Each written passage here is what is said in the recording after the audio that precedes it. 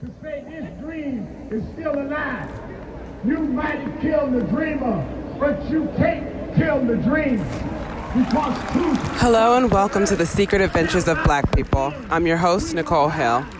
Never to fall again. We gonna stand up even when our legs are tired. We gonna make this dream come true. It's not hard to be Black. That's one of my favorite non-optional things about myself. It's just hard to deal with other people's feelings about me being Black. When it gets too annoying, too heavy, like lately, I like to dream of Africa. This is the most cliche dream you can have as a Black person, like escaping to the motherland, but I don't care. Because out there are whole countries, an entire continent, full of people that look like me, where so many people were born my color that nobody has any feelings about it. The only thing that's hard about this fantasy, though, is that I have so little to go on. I've never been to the continent. What I was taught wasn't true. And what I see most often, the beautiful savannas, the crowded markets, tribal celebrations, it's gorgeous. But it doesn't say much about what it's like day to day. I need little snapshots of life in Africa, stories that are small enough for me to build a dream on. And storytellers who know what they're talking about. Two of the very best were Ryan Coogler and Chadwick Boseman. They painted the African kingdom of my American dreams with people that felt like cousins, struggles and triumphs I know so well, warrior women I wanted to be, and a king beyond worthy of his throne. May he rest in power. Wakanda forever. I read everything about the making of Black Panther when it came out, and I learned how they relied on African storytellers to build their fantasy of Wakanda, so I followed in their footsteps. In parts of West Africa, these storytellers are called griots. They put on these live performances where everyone will gather around outside, and the griot, the storyteller, will stand in the middle of a circle, and they'll tell stories that pass along values and traditions. They'll help people understand the context that they've been born into. They're world builders. I just put a splash. You may or may not want more. Yes. Australian Southern This feels like a summer drink. It is very summery. I normally drink red wine, but I'm like, I don't want to get drunk. You still have the night ahead of you. Yes, when they get here, God knows what they're going to be into. I went out and I found my very own griot, y'all. Okay, so we weren't in Africa. We were in Maryland, in her den. And there was no crowd, just a breathless me hanging on her every word, and her husband watching TV in the other room. Still, she gave me the stories I replay whenever I need to escape to the continent. My griot's name is Fiona. Okay. So, the first trip that comes to mind is the trip that I took back to Ghana, and Brandon was with me when he was 13. So my son, who's 21 now, and he'd never been to Africa, and I had not returned to Ghana since I was 15. Whoa! So it was incredible, and we got to we stayed with my uncle, who's I guess kind of well off. He used to have his own restaurant, has a beautiful place in Accra, in the city, and they were very accommodating. I mean, waited on us literally hand and foot. It was a little bit strange because he had like cooks and maids and all that. And I'm like, no, I can do it. I can wash my own dishes and all that. But it was the whole family experience, making the connections, just having people come to the house saying, oh, I used to babysit you, and I remember your parents. And then we rented this big SUV, got a driver, and went into the townships and the other little villages. Oh, wow. And it was just fantastic. Just going to the beach every day to get the fish that people had just caught. They clean it for you if you want. They'll cook it right there. And they had all these different sauces and like food from my childhood that, like I say, I was already in my 40s or something. I hadn't had since I was 15 years old. Wow. And as soon as I tasted the food, I remembered how good it was. And just sitting there and having conversations and people just telling stories. And I think that's what Ghanaians do. They like repeat stories to the young ones. The young ones repeat it to other kids. And we drove. We drove from Accra to Kumasi to Takoradi. So I'll explain how that works. Yeah. So Accra is the city in Ghana. It's the capital. So that's where my brother and I went to boarding school before my two sisters were born and moved to England. And that's, there's a seaport there. That's where my uncle's house is. It's very modern. Accra has a mall. It has McDonald's. It has a place called Frankie's Pizzas. It's just, it's wonderful. It has wine from all over the world. That's a place to be. Yeah, it's got all the rich expatriates that have come back from either living in America, England, Switzerland. They've got these big mansions. It's a little bit obnoxious because then they've got some very poor people as well. But it's where it's all happening. It's where the government is. So you drive from Accra, which is also, near the sea. And then there's Tema, which is the port, right? Takoradi is Tema.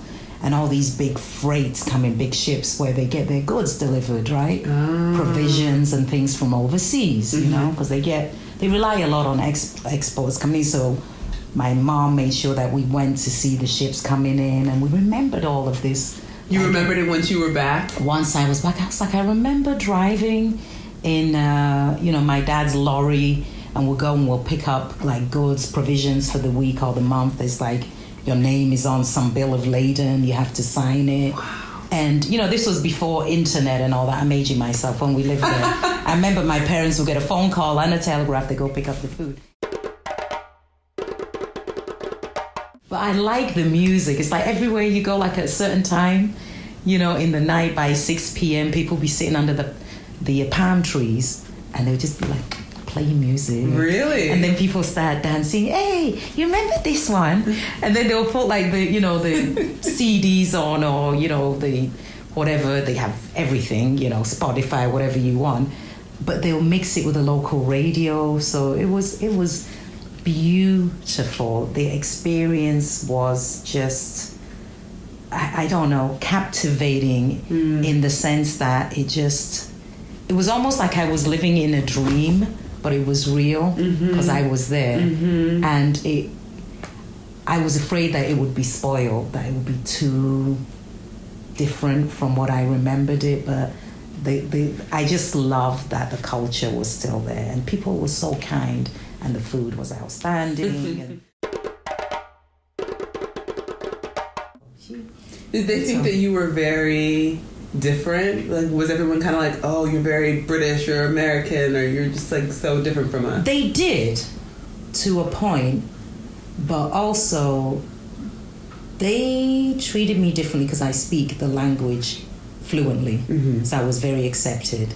My brothers and sisters, they kept calling them Obroni, which means white person. I have heard that word before. That and Africans, people will be like, Obroni. And my sister could speak a little bit, so she said, Minyo Broni, Mia Bibi. And they were like, oh, no, so sorry. We didn't need to talk about you. She said, I am not a white person, I am a black person. So Obroni actually is bad. It means a burnt white person. Do you all consider yourself, when you're in Africa, do people call themselves black, or would you be like, I'm Ghanaian, I'm not black? Oh, they don't. They say Ghanaian, me a Ghanaian. I was a American. You were. You are an American. I'm just American. You're American. Yeah, but in Ghana, American. But what about the black part? The black part is you're just American to them. Oh, yeah. I'm a brony. I'm a burnt white person. Yeah. Wow. Oh, they don't have a word for African American. It's you're just a burnt white person. No, so burnt white person is usually people who are biracial, but you're just American. You are not African. You're just American. Yeah, American. They wouldn't even say a black American because they would think that was rude. Really? Why? I don't know. It's just this concept that they have, like, Americans are just so, they just lump you all in together. Okay. And so when you left, did you think it would be that long before you came back? No, I didn't. I was really, I really didn't think, absolutely not, that it would take me that long to go back. Because we left, we wanted to go back, but my dad had got a new job in England. We were in school. It wasn't like, we went back a couple of times, but then 15, high school. Then we moved to London, then college starts. And then before you know it, you've got your own life. And it's like, one day I'll go back to Ghana. I never thought I would leave England, move to America, have my own child. And I'm going back as a mother with a grown, a teenager. So it was close to the age you were when you left. Exactly, which was really... What was that like? That was funny. That was funny because, there's generations and they're all relating. So the funny thing about that is most of my family know English people, right? My mom's, lived in England, Scotland, whatever. Here I come with Brandon and they kept calling him American boy. He's the American. Hey, you look like Chris Brown. It was so funny. And he was like, I do not look like Chris Brown. Then you look like, do you know how to rap? So that was funny because they were loving it. They are so obsessed with America. Really? Oh my God. Even when you were growing up? When we were growing up, it was more England. Oh. But right now, there's a lot more Americans, especially African Americans are building homes. In Ghana? In Ghana. Really? Yeah, and the first one to build a home there was Stevie Wonder. Oh. Yeah, so they get these beautiful homes and, professors from Howard just retire and buy a home. There's got a good history. And then there's the sad part too. There's the Cape Coast Castle, which is not too far from where my mom's from Winneba, and that's where the slave trade was. That was the passage of no return. Oh, yes. Yes. So that's in Ghana. I remember learning about that. That's in Ghana. You get on there, and they show you. And that, I really could not go through it.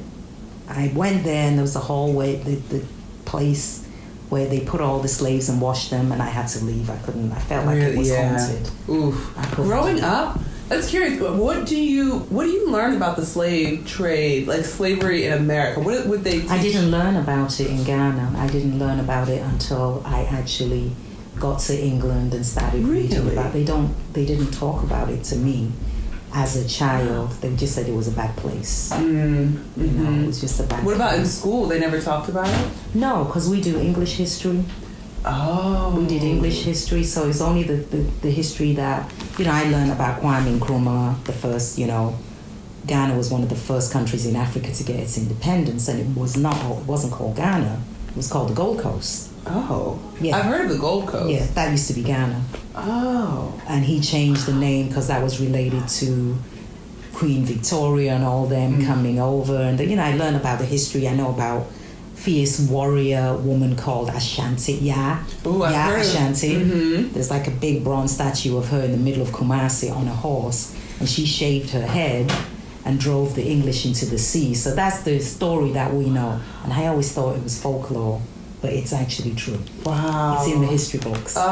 And there was a statue of her. And there's just all kinds of stories. The Ashanti Hin is still there. They still have a king.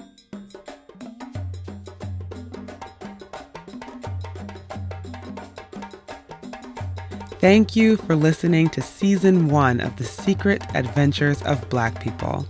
I've been your host, Nichole Hill, and this is the last episode of the season. It's crazy, I cannot believe it, but I'll be back in 2021 with more stories. In the meantime, you can keep up with the show on Instagram, sign up for the newsletter to stay in touch, and support the show on Patreon. You can find the links to direct you to all those things in the show notes. Thank you to everyone who helped me and encouraged me throughout the season. Way too many to name, but I tried to get y'all on the last episode. I appreciate you more than I am ever going to be able to express. And thank you for listening. Stories shape our world. They matter.